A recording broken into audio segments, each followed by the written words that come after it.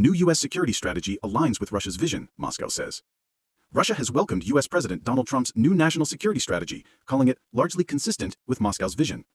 The 33-page document, unveiled by the U.S. administration this week, suggests Europe is facing civilizational erasure and does not cast Russia as a threat to the U.S. Combating foreign influence, ending mass migration, and rejecting the EU's perceived practice of censorship are mentioned as other priorities in the report.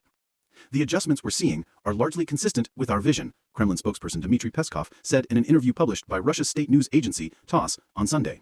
We consider this a positive step, he said, adding that Moscow would continue to analyze the document before drawing strong conclusions.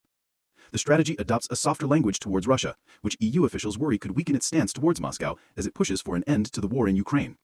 In the document, the EU is blamed for blocking U.S. efforts to end the conflict and says that the U.S. must re-establish strategic stability to Russia, which would stabilize European economies.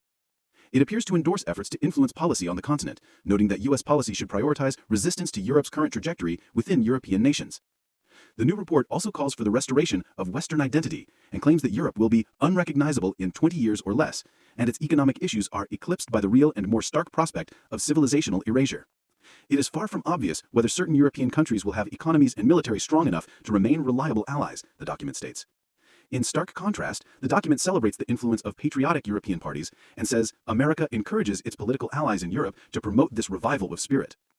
As the EU engages in ongoing talks with the Trump administration to set out a peace deal in Ukraine, some officials emphasized their lasting relationship with the U.S. while raising questions over the document. The U.S. will remain our most important ally in the NATO alliance. This alliance, however, is focused on addressing security policy issues, German Foreign Minister Johann Wadephul said on Friday. I believe questions of freedom of expression or the organization of our free societies do not belong in, at least in any case, when it comes to Germany. In a social media post addressed to his American friends, Polish Prime Minister Donald Tusk said that Europe is your closest ally, not your problem, and noted their common enemies. This is the only reasonable strategy of our common security, unless something has changed.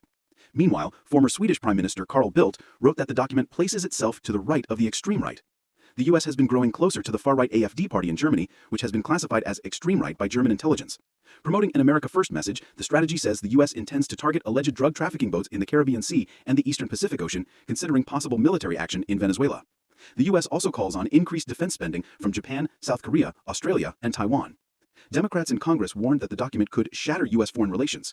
Representative Jason Crow of Colorado, who sits on House committees overseeing intelligence and the armed forces, called the strategy catastrophic to America's standing in the world. New York Representative Gregory Meeks said it discards decades of value-based U.S. leadership.